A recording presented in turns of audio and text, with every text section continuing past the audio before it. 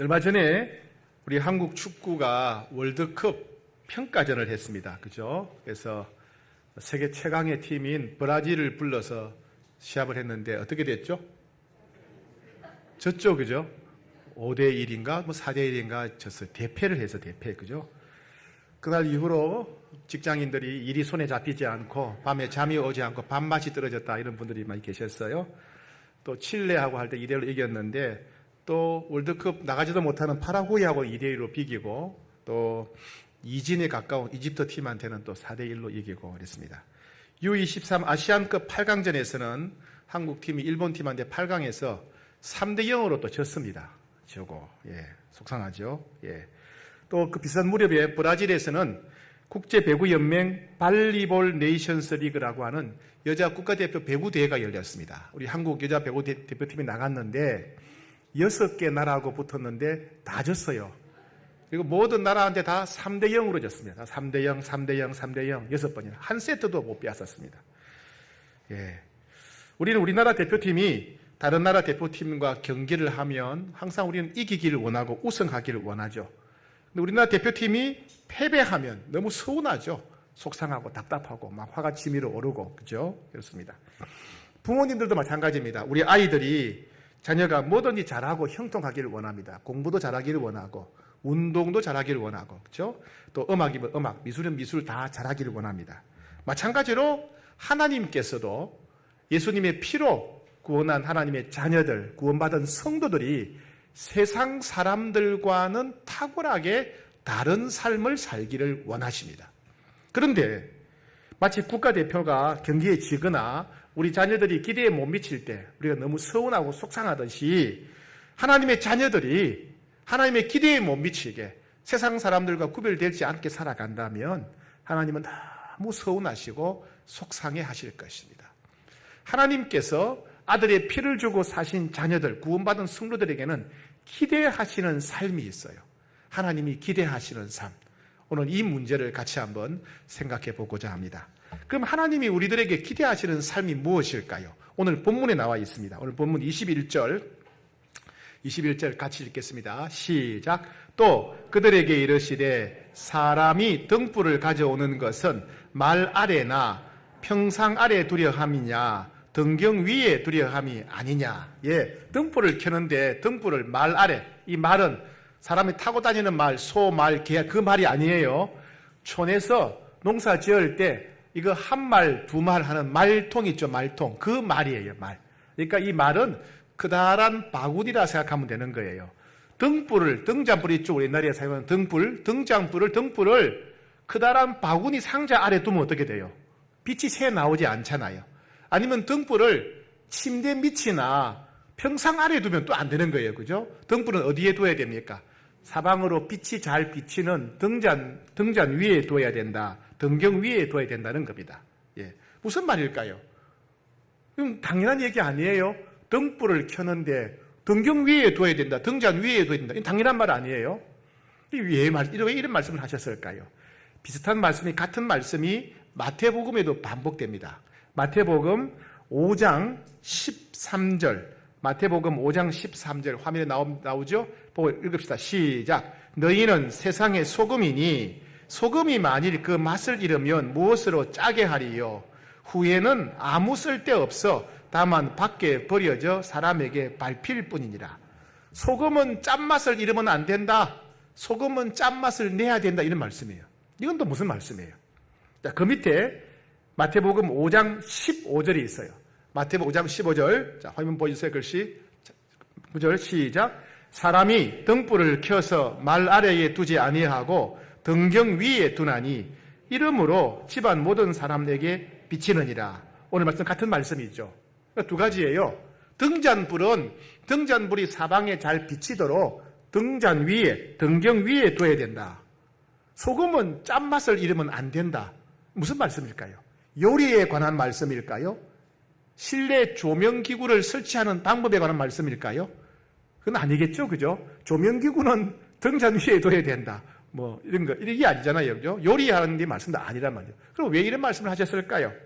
16절, 마태복음 5장 16절에서 예수님이 이것이 무슨 말씀인지 설명하셨어요. 시작. 이같이 너희 빛이 사람 앞에 비치게 하여 그들로 너희 착한 행실을 보고 하늘에 계신 너희 아버지께 영광을 돌리게 하라. 너희가 짠맛을 내는 소금이 돼야 된다. 너희는 빛을 비추는 등불이 돼야 된다. 그게 뭐라고요? 그들로 너희 착한 행실을 보고 하늘에 계신 너희 아버지께 영광을 돌리게 하라. 소금이 짠맛을 내야 된다. 그 짠맛이 뭐라고요? 성도들의 그리스도인들의 착한 행실. 빛을 비추는 등불이 돼야 된다. 상자 밑이나 바구니 밑에 두면 안 되고 빛이 잘 비치도록 등잔 위에 된다. 등불은 빛을 잘 비춰야 된다. 그게 뭐라고요? 착한 행실. 그러니까 짠맛과 빛을 비춘 등불의 빛은 우리 성도들이 행해야 될 착한 행실을 가리킵니다. 그렇다면 하나님은 우리가 그리스도인들이 예수님의 보혈로 구원받은 성도들이 세상 사람과 다르게 착한 행실에 힘쓰는 삶을 살아야 된다. 그게 하나님이 우리에게 원하시고 기대하는 삶이라는 거예요. 우리가 자녀들이 공부 잘하기를 원하고 음악 잘하기를 원하고 미술 잘하기를 원하듯이 하나님은 우리 그리스도인들이 예수 믿는 사람들이 착한 행실에 힘쓰기를 원하십니다. 착한 행실. 그게 소금이 짠맛을 내는 것이고 등불이 빛을 잘 비추는 것이라 그 말씀입니다.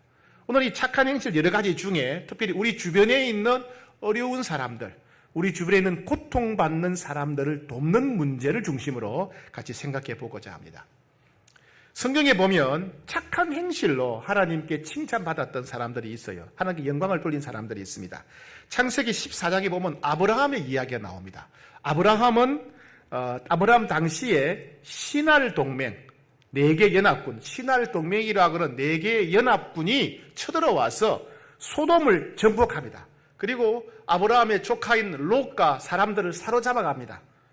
짐승들까지 다 사로잡아갑니다. 그때 아브라함은 자기는 모른 척 할 수 있었어요. 왜? 다른 동네 사람이니까, 다른 나라 사람이니까, 자기하고 상관이 없으니까, 그죠?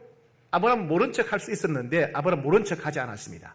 자기가 기르고 있는 종들, 318명을 이끌고 신할 동맹 4개 연합군을 공격해서 그들을 물리치고 조카 롯과 함께 끌려갔던 사람들, 가축들을 다 다시 되찾아왔습니다. 이 모습은 아브라함이 이웃의 재난, 이웃의 고통에 대해서 외면하지 않고 헌신적으로 도와주는 사람이었다는 걸 보여주는 장면이에요. 하나님은 이스라엘 백성들로 하여금 평소에 주변에 가난한 사람, 고통받는 사람을 늘 배려하고 도와야 된다 강조하셨어요. 그래서 농사를 지을 때도 추수를 하다가 이삭이 땅에 떨어지면 땅에 떨어진 이삭은 줍지 말라 그랬어요. 왜요? 위생적인 문제가 아니에요. 고아나 과부나 나그네나 농사 짓지 못하는 사람들이 식량거리로 가져갈 수 있도록 내버려 두라는 겁니다. 그리고 논에 밭에 뭘 공식을 빼면 내 모퉁이는 내버려 두라 그랬어요. 왜? 내버려 둬야 가난한 사람들, 고아나 과부나 나그네들이 와서 추수할 수 있게 한다는 겁니다. 이런 것은 다 가난한 사람들을 위한 일종의 사회 보장 장치였어요. 예. 그리고 사무엘상 23장, 요즘 우리 큐티하고 있죠? 사무엘상 23장에 보면 다윗의 이야기가 나옵니다. 여러분 큐티하고 계신 분이니까 상황을 잘 알고 계시지요? 사울 왕이 다윗을 죽이려고 계속 잡으러 다닙니다. 3,000명의 병사를 거느리고 다윗이 있다는 소리만 들어오면 출동을 해가지고 다윗을 죽이려고 합니다. 다윗은 늘 도망다니는 거예요. 매일 도망다녀요. 다윗은 아마 하루도 발 뻗고 편하게 잠을 자거나 마음 편하게 앉아서 제대로 식사한 적이 없을 거예요. 항상 불안하니까. 자, 그런 상황에서 그일라라고 하는 동네 사람들이 연락을 해왔습니다. 이 그일라는 이스라엘의 서남쪽에 있는 도시인데 블레셋 군대가 쳐들어와서 1년 지은 농산물, 추수물, 1년 동안 농사 짓고 추수한 모든 곡식을 다 빼앗아 가버리고 짐승, 가축까지 다 빼앗아 가버렸다. 그일라 사람들이 빈털터리가 되었다. 이 소식을 듣습니다. 그래서 그일라 사람들이 요청을 해봤어요. 근데 다윗은 여기를 이제 도와주러 가야 되느냐 말아야 되느냐 고민해야 되는데 부하들이 반대해요. 왜 반대하느냐?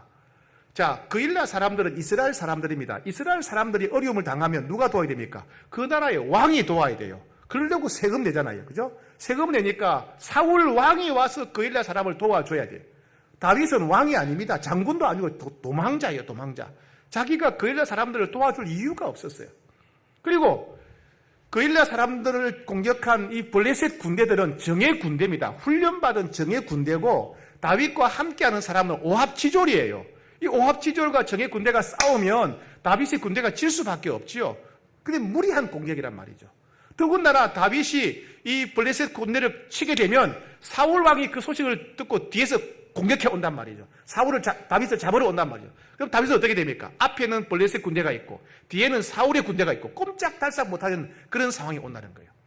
그러니까 부하들이 말리는 겁니다. 여러 가지 이유로 말립니다. 그런데 다윗은 기도하다가 이것이 하나님이 기뻐하시는 일이라는 걸 확신하게 됩니다. 그리고 부하들 데려가서 블레셋 사람을 물리치고 또 그들이 뺏어갔던 모든 농작물과 곡식을 다시 다 되찾아서 돌려주었다는 겁니다.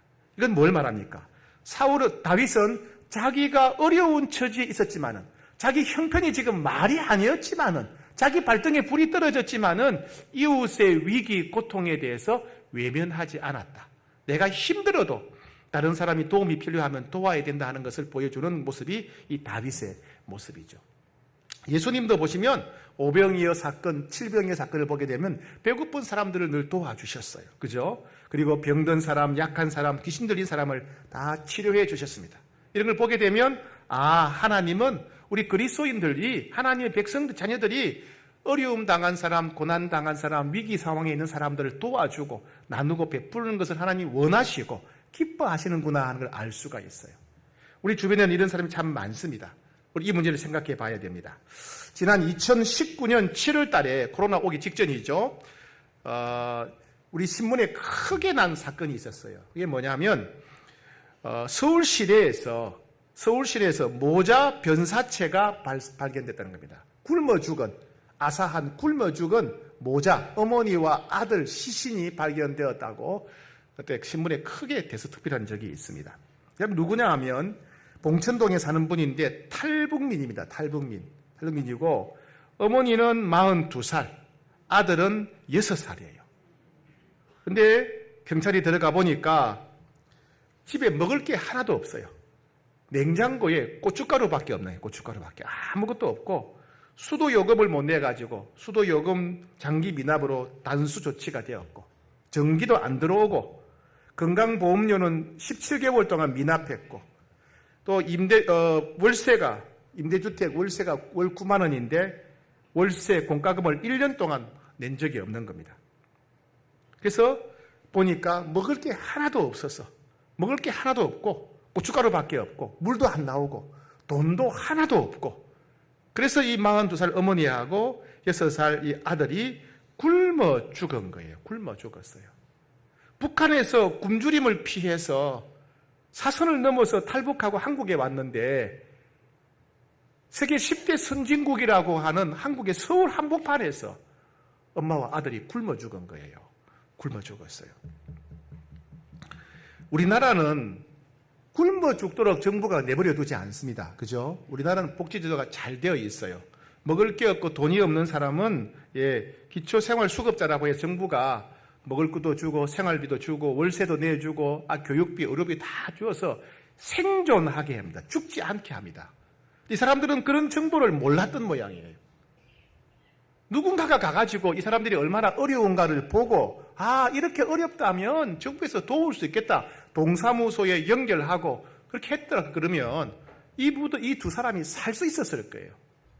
근데 아무런 그걸 알려주는 사람도 없고 정보를 모르니까 아무것도 먹을 게 없어서 마실 물조차 없어서 엄마와 아들이 그냥 비참하게 굶어 죽은 거예요.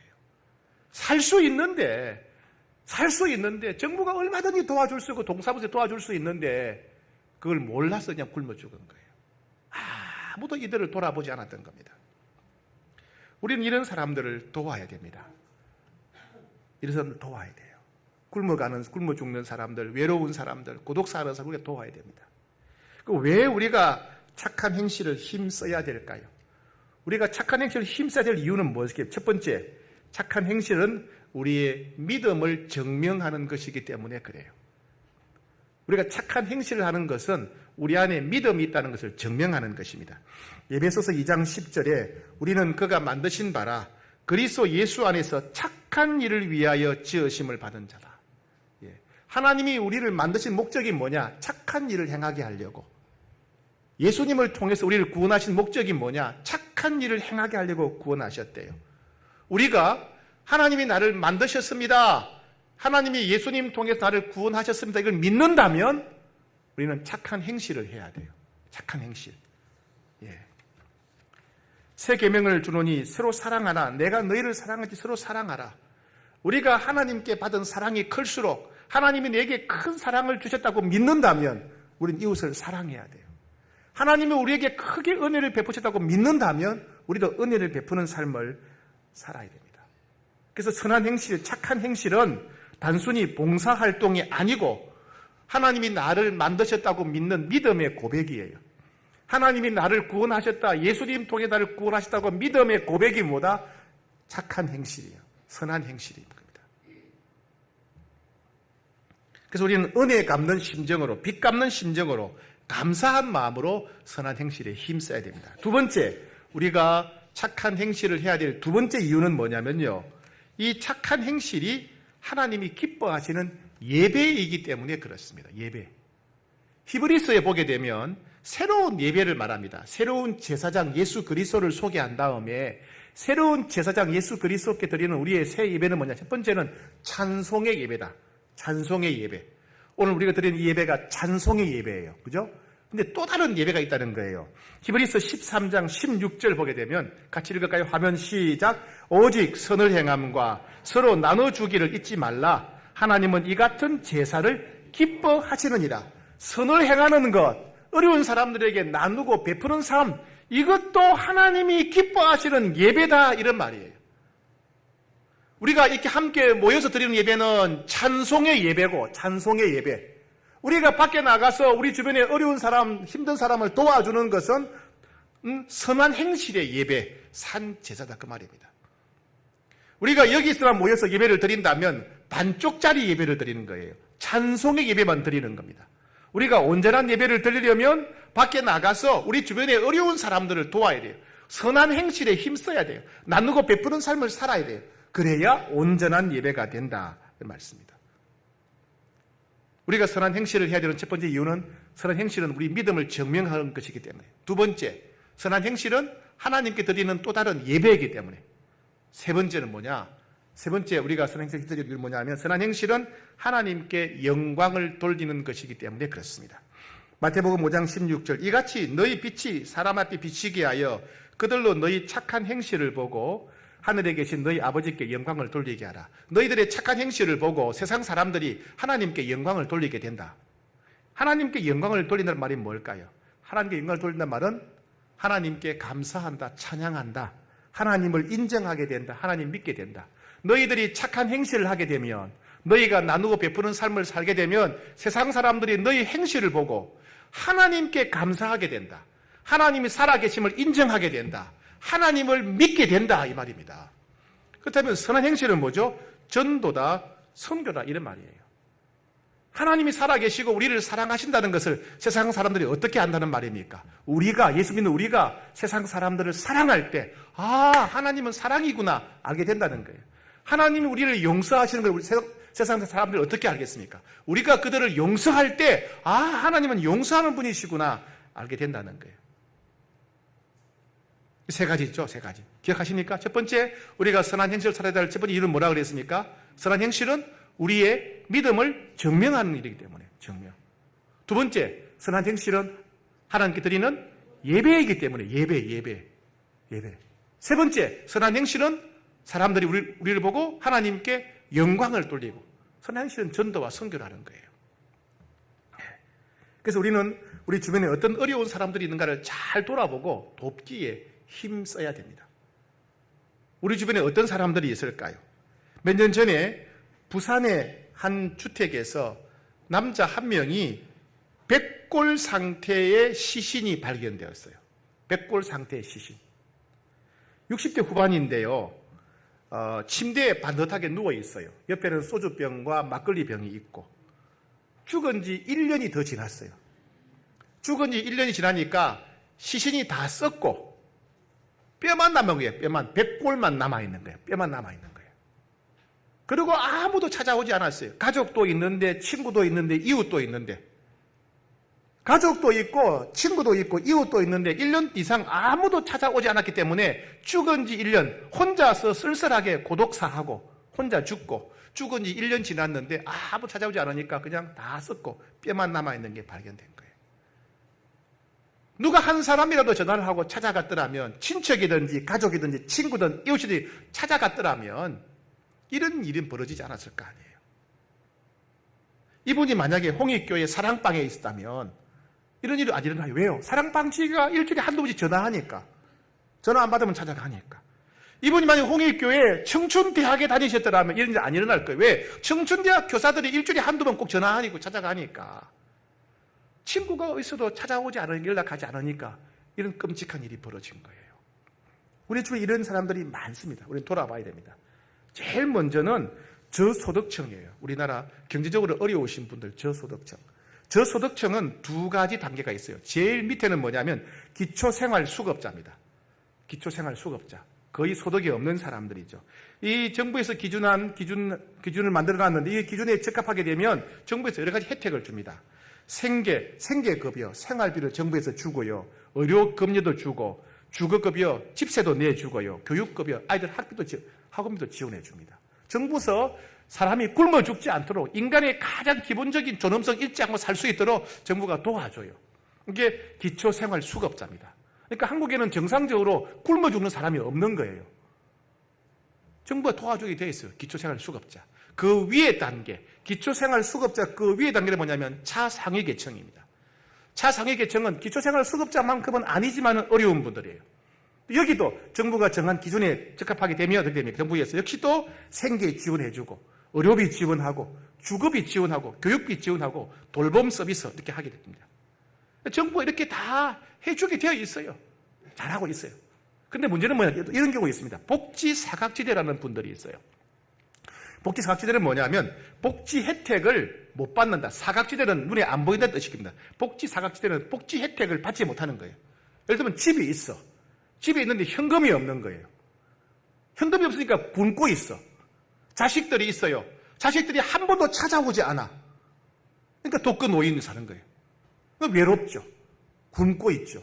예. 이런 사람들 복지사각지대라 그러죠. 예. 정부에서 이 기초생활수급자 차상위 계층을 도와주려고 하는데 여기에는 해당되지 않는데 현실적으로는 돈이 한 푼도 없고 외로움과 굶주림에 시달리는 사람들, 이런 사람이 복지사각지대 분들이에요. 또 노인들이 많죠. 독거 노인, 홀몸 노인이라고 하죠. 이런 분들은 다 외로워요. 외로워요. 전화 한 통 해준 게 그렇게 반가워합니다. 예. 그리고 경제적인 어려움에 시달려요. 가스비, 가스 금치받으러 오는 사람들을 반가워해요. 왜요? 관계없지만은 사람이 찾아오니까 그 가스 금치받으러 온 사람이 반갑대요. 예. 그러니 지병으로 죽거나 뭐 뒤로 넘어져가지고 어떻게 사고를 당하거나 그러면 병원에 데려갈 사람이 없어요. 혼자 죽는 거예요. 빨리 병원에 가면 부러진 거 고치고 빨리 병원에 가면 살 수 있는데 넘어져 다쳤는데 지병으로 쓰러졌는데 아무도 돌봐주지 않으니까 병으로 죽거나 움직이지 못하니까 굶어 죽거나 체력이 고갈되어 죽거나 죽는 거예요. 고독사. 네. 그다음에 그리고 장애인 가정, 거동이 불편하거나 생활이 불편한 사람들, 그다음에는 재난 당한 사람들, 수해나 화재나 교통사고를 당한 사람들, 예. 몸과 마음이 아픈 사람들이 있어요. 난치병, 불치병으로 시달리는 사람들. 병이 오래되면 너무 힘들죠. 그죠? 예. 자식도 병이 오래되면 자식 같지 않답니다. 예. 지긋지긋하대요. 그리고 마음의 병이 있는 사람, 마음의 병.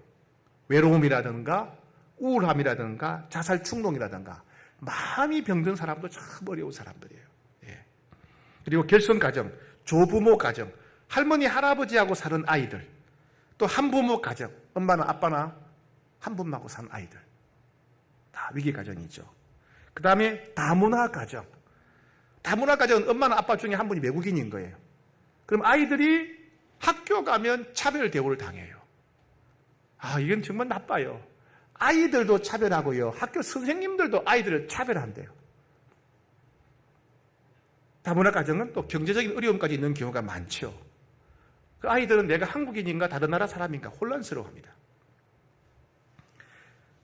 이뿐 아니라 이건 다 지역사회에 있는 사람들이고, 여러분 직장에도 고난당하는 사람들이 있어요. 학교나 직장에. 군대에서는 그런 사람을 고문관이라 그래요. 고문관. 이게 뭐냐면 총도 못 쏘고 뭐 일도 못하고 뭔가 좀 덜 떨어진 사람을 가리켜서 고문관이라 그래요. 예. 직장에도 그런 사람이 있을 거 아니에요. 업무 능력이 떨어지는 사람. 그죠? 승진이 안 되는 사람. 사람들이 다 그런 사람 기피하죠. 사람들 유능한 사람 좋아하는데. 그리고 왕따 당하는 사람들. 아이들만 왕따 있는 게 아니라 여러분 직장에도 왕따가 있어요. 그죠? 어른들도 왕따 시킨다고요. 그 사람하고는 밥 같이 안 먹어. 우리끼리 커피 먹으러 가. 그죠? 왕따 당한 사람들. 직장 동료 중에 분명히 가정에 어려움이 있거나 질병에 걸리거나 사고를 당하거나 가정에 환란인 사람이 있을 거란 말이죠. 다 그들이 우리가 관심 가지고 도와야 될 사람들이에요. 여러분 친척들 중에도 이런 분들이 계실 겁니다. 친척들 중에도. 사금동 인구가 14,000명이고요. 마장동이 22,000명이 됩니다. 이 중에 기초생활수급자가 194가정. 독거 노인이, 홀로 사는 노인이 마장동에는 28분, 사금동에는 28명, 마장동에는 52명, 실제로는 이보다 훨씬 더 많답니다. 신고하고 연결되어서 동사무소가 관리하는 사람만 이렇고 실제로는 더 많을 수 있답니다. 국내만 있는 게 아니라 해외에도 있어요. 여러분 코로나 때문에 아이들이 학교에 못 가잖아요. 그죠? 아이들이 학교에 못 가니까 급식을 못 먹어요. 그러니까 아이들이 굶는 아이가 생깁니다. 전 세계적으로 한 끼 굶는 아이들. 국제식량기구에 의하면 전 세계에서 하루 한 끼 이상 굶는 아이들이 3억 7천만 명이랍니다. 3억 7천만 명. 우리나라 인구보다 훨씬 많아요. 또 코로나로 인해서 학교 가지 못하니까 집에 있겠죠. 가족들이 집에 있으니까 어떤 게 벌어집니까? 행복할까요? 좁은 집에 같이 있으니까 가정폭력이 일어나요. 가족끼리 성폭력이 일어나요. 가족끼리 임신하게 되고 강제노동에 시달리게 되고 이와 같이 가정폭력에 노출된 아이가 1억 8천만 명입니다. 1억 8천만 명. 전쟁이 일어나는 것이 끔찍하죠. 사람이 살아가면서 겪는 모든 고통을 한꺼번에 모아놓은 곳이 전쟁이에요. 살인, 강도, 그 다음에 전염병, 굶주림, 이런 모든 재난, 화재, 이런 모든 것이 한꺼번에 일어나는 곳이 전쟁입니다. 즉, 우크라이나가 그렇게 곳이에요. 근데 우크라이나만 전쟁 상태가 아니에요. 소말리아나 아프리카의 라이베리아나 시리아 전부 다 지금 전쟁 상태예요. 내전 상태. 거기는 끔찍한 폭력, 살인이 저질러지고 있고 사람들이 굶어 죽고 있고 전염병이 퍼지고 있어요. 예. 이것 외에도 각종 재난, 재해 지역, 지진이 일어나거나 화산 폭발, 쓰나미 이런 것에서 고통받는 사람들이 많죠. 예. 이게 우리 현실입니다. 우리 주변에 이런 사람들이 많아요. 우리가 어떻게 해야 되겠습니까? 첫 번째, 이제 남은 생에는 움켜쥐려고 하지 않고 나누고 베풀며 살기로 결단하셔야 됩니다. 내가 그리스도인이기 때문에, 내가 하나님의 사랑을 받은 자이기 때문에, 이게 하나님께 드리는 예배이기 때문에, 하나님 이것을 영광 받으시기 때문에 내 남은 생에는 움켜쥐지 않고 나누며 베풀며 살겠습니다. 결단해야 돼요. 결단하지 않으면 안 돼요. 머릿속으로 아는 것만 가지고는 절대 실천하지 않습니다. 결심하지 않으면 절대로 안 합니다. 오늘 이 예배 때 결단하셔야 돼요. 전도서 11장 4절 풍세를 살펴보는 자는 파종하지 아니할 것이요 구름을 바라보는 자는 거두지 않는다. 날씨가 좋으면 씨 뿌려야지. 날씨가 좋으면 추수해야지. 날씨가 좋을 때만 기다리는 사람은 절대로 씨를 뿌리지 못합니다.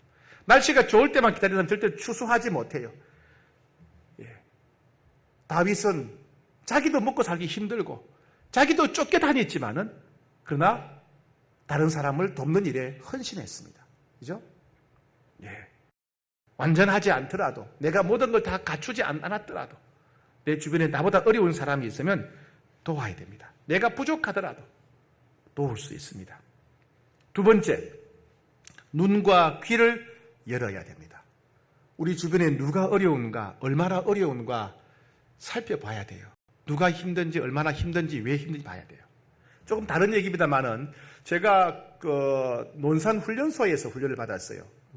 군대 갈 때 논산훈련소에서 이때는 한 4주간 훈련 받았는데요. 논산훈련소에서 이제 자고 아침에는 이제 훈련소 밖으로 나가서 훈련 받고 그 다음에 훈련 마치면 저녁에 또 훈련소로 돌아옵니다. 매일 나갔다 들어왔다 하는 거죠. 그런데 3주째 마치고 4주째 마지막 이제 각계 전투 훈련 마치고 이제 논산 훈련소 다시 들어옵니다. 들어오는데 길 좌우에 노란 꽃이 쫙 펴 있는 게 보여요. 너무 많은 꽃이 들판에 좌우에 노랗게 펴 있어요. 달맞이 꽃이에요. 달맞이 꽃. 달맞이 꽃 아시나요? 예, 달맞이 꽃이 노랗게 들판 좌우에 펴 있는 거예요. 그래서 제가 깜짝 놀랐어요. 이 꽃이 지난 한 달 동안 펴 있었을 텐데 제가 지난 3주 동안은 전혀 몰랐던 거예요. 들어온 거예요. 3주 동안은 그 똑같은 길을 아침 저녁 다니는데 그 꽃을 못 봤는데 4주째 되는 날 훈련 마치고 논산 훈련소 이제 벗어나고 자대에 가려고 마음이 좀 풀렸을 때 비로소 그 꽃이 눈에 보이는 거예요. 왜요? 마음이 쫓기고 이럴 때는 그게 눈에 안 보이는 거예요. 근데 마음에 여유가 생기니까 비로소 꽃이 보이는 거예요. 눈이 있다고 다 보이는 게 아니에요. 마음을 열어야 관심을 가져야 보입니다. 외로워하는 사람들, 힘들어하는 사람, 절망하는 사람이 보여요. 귀가 있다고 다 들리는 게 아니에요. 내가 마음을 열어야 관심을 가져야 외롭다고 울부짖는 사람, 힘들다고 울부짖는 사람의 소리가 들리는 거예요. 우리는 돌아봐야 돼요. 누가 부르짖는지, 누가 울부짖고 있는지, 누가 내 말에 귀를 기울여달라고 소리치고 있는지 좀 주변 사람들을 살펴봐야 됩니다. 세 번째, 함께 섬겨야 됩니다. 함께. 우리가 혼자 하게 되면요, 뭐부터 해야 되지? 누구한테 해야 되지? 혼자 하면 힘들어요. 혼자 하다가 지치면 금방 포기하게 됩니다. 그래서 이런 일은 함께 해야 됩니다. 함께. 함께 하게 되면 쉽게 할 수 있고, 함께 하면 하는 일이 재미있고, 함께 하면 오래 계속할 수가 있어요. 전도 4장 12절 한 사람이 패하겠거니와 두 사람이 맞설 수 있나니 세겹줄은 쉽게 끊어지지 아니하느니라. 예, 함께 하면 좋아요. 그리고 함께 하면 다양한 은사를 가진 사람들이 모이는 거예요. 어떤 사람은 요리를 잘하고, 어떤 사람은 마사지 안마를 잘하고, 어떤 사람은 상대방한테 어르신과 이야기하는 걸 좋아하고, 어떤 사람은 기도를 잘하고, 그런 사람들이 함께 일하면 더 풍성하게 도와주고 섬길 수 있습니다. 그죠? 예, 함께 하는 것이 중요해요. 제가 우리 주변에 우리 사근동, 마장동 일대에 가난한 분들이 많으니까 이분들 중에 저소득층은 다 정부에서 도와주니까 그거 말고 저소득층은 생활이 어려운데 자격이 안 되어서 도움을 받지 못하는 복지 사각지대에 있는 분들, 이런 분들 도우려고 제가 동장이 바뀔 때마다 찾아갑니다. 동장이 바뀔 때마다 바카스 100개일까요? 100개. 바카스 100병 들고 제가 이거 바카스 먹고 드시고 동네에 어려운 분들, 복지 사각지대 분들 좀 소개해 주십시오. 우리 교회가 돕겠다. 우리 교회 이름 안 내고 돕겠다. 근데 바카스 100병만 먹고 얘기 안 해요. 아무리 동장이 바뀌어도 얘기 안 해요. 안 해요. 왜냐하면 자기 업무가 아니니까 관심이 없는 거예요. 그래서 최근에 이제 사근동에 새로운 동장님이 오셨는데 어느 교회 목사님의 사모님이에요. 목사님 사모님이 동장이세요. 공무원이신 거죠. 이분은 이제 제 마음을 아는 거예요. 그러니까 이분은 자꾸 이제 사근동에 있는 그런 복지 사각지대 어려우신 분들 명단을 필요를 가져오는 거예요. 가끔 여러분들에게 말씀드리죠, 그죠? 그래서 뭐 선풍기 사주시오, 선풍기. 전기장판 사주, 전기장판 사드리고, 과일 사주, 과일 사드리고, 계속 매달 사주는 거예요. 제가 혼자 하면 못합니다. 여러분들이 자꾸 헌금을 하시잖아요. 그죠? 복지 사각지대 헌금을 하시니까 그 돈 가지고 계속 그렇게 도우는 거예요. 지난주에도 오셨어요. 오셔가지고 또 뭐 해달라고 해도 뭐 해드립니다. 예. 혼자는 못하지만은 같이 하면 쉽게 할 수가 있습니다. 같이 하면. 예. 여러분 동네에 통장, 반장, 여러분들이 하셔야 돼요. 왜? 통장, 반장 하면 동네 사람들 형편을 다 살펴볼 수 있잖아요. 다 볼 수 있으니까, 누가 어렵구나, 누가 이사 왔구나, 어떻게 도와야 되겠다. 알 수 있는 거예요. 어느 어르신이 혼자 사는구나, 어르신이 굶고 있구나. 이거 알 수 있는 거죠. 통장, 반장, 그거 여러분요, 우리가 그리스도인들이 해야 돼요. 우리 동네 돌봄단이라는 게 있어요. 서울 시내에 각 동마다 우리 동네 돌봄단. 이거 뭐냐면 동네 주민들 중에 자기가 신청하게 되면 하루 4시간씩 하루 4시간씩 일주일에 3일 동안 동네를 돌아다니는 거예요. 계세요, 계세요, 괜찮으세요? 괜찮으면 넘어가고, 누가 안 좋으면 동사무소에 신고해주고, 하루 4시간씩 사흘 일합니다. 이렇게 동네를 돌아다니면서 취약계층, 사각지대에 있는 분들 가정 방문하는 거. 본인이 하는 게 아니고 동사무소에 신고만 하는 거. 일하는 거. 정부에서 활동비도 줘, 돈도 줘요, 돈도. 이 우리 동네 돌봄단, 이거 우리가 해야 돼요, 우리가. 그래야 누가 어려운지, 얼마나 어려운지, 어떻게 도와야 될지를 알 수 있는 거예요. 정부가 도울 수 있는 게 있고, 정부가 할 수 없는 게 있어요. 근데 우리가 도와야 되는 거예요. 잘하는 게 있잖아요. 우리 사랑방. 사랑방 식구들이, 예, 동네에 만약에 다문화 가정 아이들이라든가 아니면 독거노인 한 분을 입양을 하는 거예요. 해가지고 한 달에 한 번씩만 방문하는 거예요. 한 달에 한 번씩, 1시간. 가서 어르신 좋아하는 맥심 커피에다가 설탕 한 숟가락 더 넣고 해가지고 얼마나 좋아합니까? 예? 얘기 들어드리고 기도해드리고 오면, 예. 1시간 수고하면 되는 거예요. 혼자 가기 힘든데 사랑방 식구들 같이 가면 좋죠. 사랑방도 그런 일이 있으면 좋겠어요. 남선교회 예전도에 안수집사회, 권사회, 물론 좋은 일 많이 하는데 이런 일이 가장 우선순위가 돼야 되지 않을까요? 각 예전도회에서 노인들 한 분 입양을 해가지고 한 달에 한 번씩 가서 반찬 해드리거나 말버스 대어드리거나 기도해드리거나 이러면 얼마나 좋아하겠습니까? 예. 우리 청춘대학도 빨리 개학을 해야 되겠어요. 그죠? 여름 지나고 가을 되면 빨리 청춘대학 해야 돼요. 어르신들이 너무 기다려요. 프로그램이 좋아서라기보다는 내 이름을 불러주니까. 거기 가면 친구들 만날 수 있으니까. 너무 좋아합니다. 여러분 빨리 청춘대학 우리 해야 됩니다. 예. 우리 교회는 사랑의 홍반장이 있어요. 여러분 아세요? 사랑의 홍반장? 수사반장 그런 거 아니에요. 그런 거 아니고 뜻이 하나님의 사랑이 담긴 반찬을 배달하는 홍익교회 반찬 장인들 홍반장입니다. 우리 집사님 권사님들이 코로나 바이러스 확진돼가지고 목이 퉁퉁 부어서 아무것도 못 먹을 때 김치 국물을 마시니까 너무 시원하고 좋더라. 그래서 병이 나은 다음에 코로나 나은 다음에 야 이거 좋은 복이다. 김치 국물김치 만들어가지고 코로나 확진된 사람들 나눠드리자.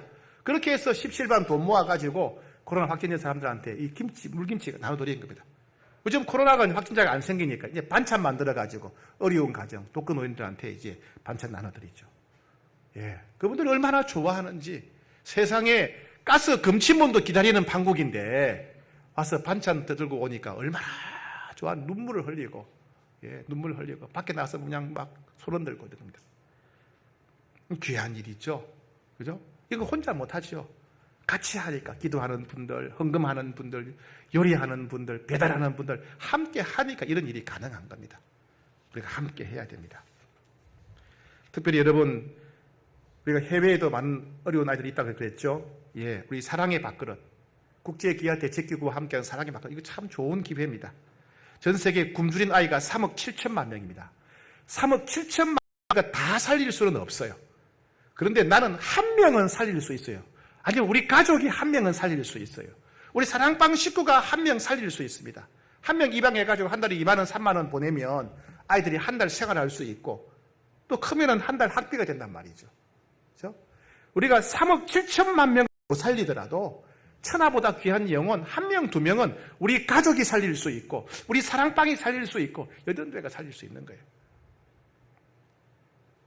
아직도 사랑의 밥그릇 참여 안 하시는 분들 여러분 꼭 참여하셔야 돼요. 가정별로 사랑방들. 이제는 더 이상 움켜 살려고 하면 안 돼요. 움켜 주려고 하면 안 돼요. 이제는 나누고 베푸는 삶을 살아야 돼요. 왜? 이게 우리 믿음을 증명하는 길이니까. 하나님 이것을 예배로 받으시니까. 이게 전도고 선교니까. 하나님 영광 받으시니까. 모든 그리스도인들이 해야 될 일입니다. 감리교를 창시하신 분이 요한 웨슬리라는 분입니다. 이분은 옆에 있는 성민교회 있죠? 이 전 세계적으로는 장로교보다 훨씬 큽니다. 이 감리교를 창시한 분이 요한 웨슬리입니다. 뿐만 아니라 성결교나 오순절 교회도 큰 영향을 미친 분이 요한 웨슬리. 굉장히 훌륭한 분이죠. 이분이 훌륭한 삶을 살게 된 비결, 좌우명이죠. 좌우명. 내가 할 수 있는 모든 방법으로, 내가 할 수 있는 모든 곳에서, 내가 할 수 있는 때는 언제든지 내가 도울 수 있는 가능한 모든 사람들을 내가 할 수 있는 한 오랫동안 모든 착한 행실을 하자. 이게 이분의 좌우명이라는 거예요. 네. 내가 도울 수 있으면 누구든지 힘껏 죽을 때까지 도와주겠다 이런 말이죠. 다시 읽어볼게요. 내가 할 수 있는 모든 방법으로, 내가 할 수 있는 모든 곳에서, 내가 할 수 있는 때는 언제든지 내가 도울 수 있는 가능한 모든 사람들을 내가 할 수 있는 한 오랫동안 모든 착한 행실을 하자. 이것이 우리의 좌우명이 됐으면 좋겠습니다. 왜요? 이것만이 우리 믿음을 증명하는 길이니까. 예수 믿는다는 하나님 믿는 믿음을 증명하는 길이니까. 이것이 하나님이 기뻐하시는 예배니까. 하나님 이를 통해 영광 받으시는 전도요 선교니까. 오늘 결심하시고 그리고 구체적으로 함께 행하는 여러분 되길